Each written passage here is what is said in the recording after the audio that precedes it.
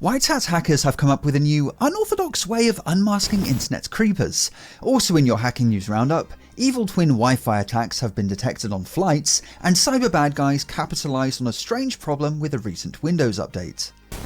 But first, this is interesting. Security researchers have unmasked thousands of pedos using Infostealer malware. This kind of malware is super common. It might come as a hidden surprise in pirated software, or maybe in a phishing email. Once infected, your computer pops up on the cybercriminals dashboard and the info stealing begins. The malware extracts your safe passwords, crypto wallets, credit card details, autofill data, browser cookies, and a hell of a lot more. Essentially anything and everything that might have some value. These Infostealer logs, as they're called, are then often bundled up and sold in bulk on dark web marketplaces, forums, and Telegram groups where other cybercriminals can buy and manually sift through the stolen data for anything that might look juicy. This is where the cybersecurity company Recorded Future comes in. They operate a service called Identity Intelligence. It's aimed at corporations, and it essentially monitors Infostealer logs posted on the dark web for instances of credentials relating to the client company, so the company can then nullify the creds before some cybercriminal comes along and tries to make use of them. Recorded Future doesn't say exactly where they get these Infostealer logs from, other than to say a vast range of open source, dark web, and technical sources. But this is where the genius comes in. As we've established, Infostealer malware scoops up saved passwords. And who else uses saved passwords? Pedos. The idea is that many of these creepers are not only perverted, but also very, very lazy, and hit the save password button when logging into their favourite dark web CSAM site. As such, those passwords are scooped up by Infostealers just like any other passwords. This gave the researchers over at Recorded Future an idea, and they've queried their database of 25 billion credentials to find any records added within the last 2 years which corresponds to known CSAM onion sites, and they've just published research in which they managed to identify 3,300 of these pedos. And whilst Tor might do a pretty good job of hiding these guys' identities, it really doesn't matter when in the Infostealer log, right next to their CSAM site login, is their Facebook account. And the researchers demonstrated this. They picked one of the worst offenders from their database, a guy who had 9 accounts on different CSAM sites. In his Infostealer log, there were 3 email addresses, a whole list of other account credentials, but best of all, in his Chrome autofill data was his real name, physical address, and phone number. In this case though, the researchers were too late, because using OSINT, the researchers discovered that the creeper had already died, with his obituary apparently saying the guy was an active volunteer at a children's hospital. The researchers did a deep dive on 2 other individuals, and just like before, uncovering their true identities using the information in the logs was super simple. However, this report from Recorded Future is more of a proof of concept rather than an ongoing operation, but the list of 3,300 people has been handed over to law enforcement. I'm interested to hear your guys' opinions here. Is this research a good thing? I mean, we're all very familiar with the idea of governments and big tech using the notion of protecting the children to justify eroding privacy and encryption. But this is a little different. In this case, the guys have already been hacked by cybercriminals, their data is already floating around on the dark web, so is there any reason not to make use of it? Let me know down in those comments. Next up, an Australian man has been arrested after he's alleged to have been behind a suspicious Wi-Fi network 30,000 feet in the air. This all happened on a domestic flight in Australia. Passengers noticed a suspicious Wi-Fi network which seemed to be mimicking the airline's genuine in-flight Wi-Fi. But upon connecting to the dodgy network, a captive portal would prompt you to log in to your email or social media. This was of course none other than an evil twin Wi-Fi attack, which is essentially a network which disguises itself as another nearby genuine network.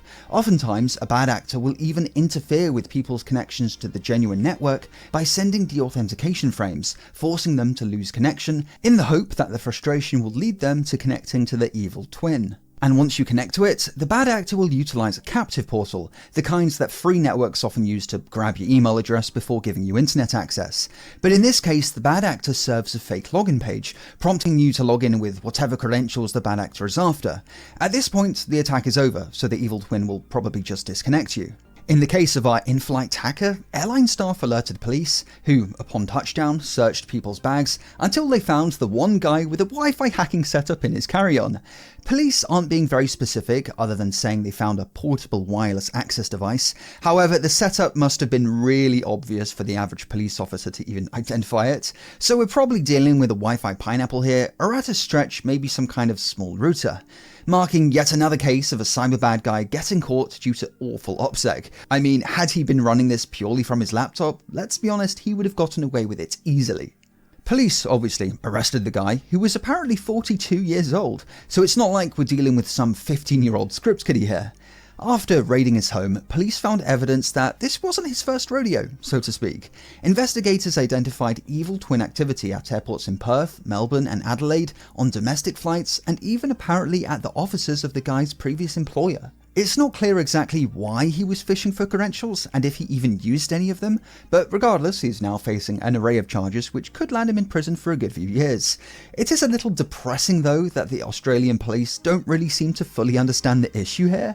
In their press release, they suggest some things you can do to protect yourself. They say to connect to a free Wi-Fi network, you shouldn't have to enter any personal details such as logging in through an email or social media account. This is of course totally false. I mean, I can't remember the last time I connected to a free Wi-Fi network that didn't at minimum ask for my email address. Then they suggest using a VPN, as if that would have prevented this. To be clear, if there's any confusion, no matter what VPN or how many layers of Tor you're hiding behind, nothing can prevent you from being phished and willingly giving your credentials directly to a bad actor. Hackers have been caught taking advantage of a unique problem with a recent Windows update.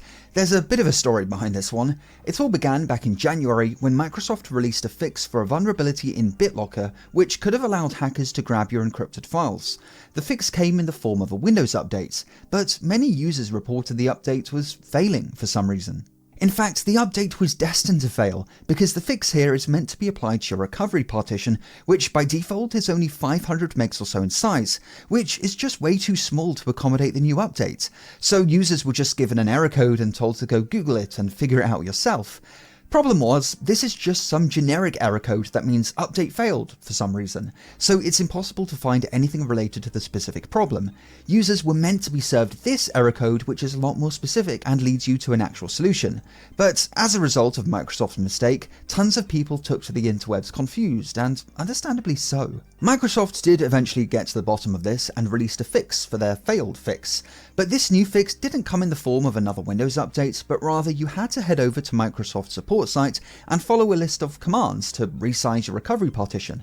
For seasoned users, this might only be a minor inconvenience that you'd grumble about on Reddit or something, but for the average user, this was an absolute mess. Microsoft did eventually realize this and released a PowerShell script to do the dirty work for you, but even then, for the average user who's probably never even heard of PowerShell, this caused a lot of confusion. Confusion which cybercriminals sensed an opportunity in. I mean, who wants to spend an afternoon trying to make sense of Microsoft support documentation when you can just watch a YouTube video instead? Researchers at Infostealer discovered an array of videos and websites pushing PowerShell scripts which were totally malicious. Instead of resizing the recovery partition, these scripts would instead download Unmasking onto the unwitting victim's computer. Vidar is a common info stealer which grabs saved passwords, crypto wallets, credit card data, pretty much anything of value you have stored locally.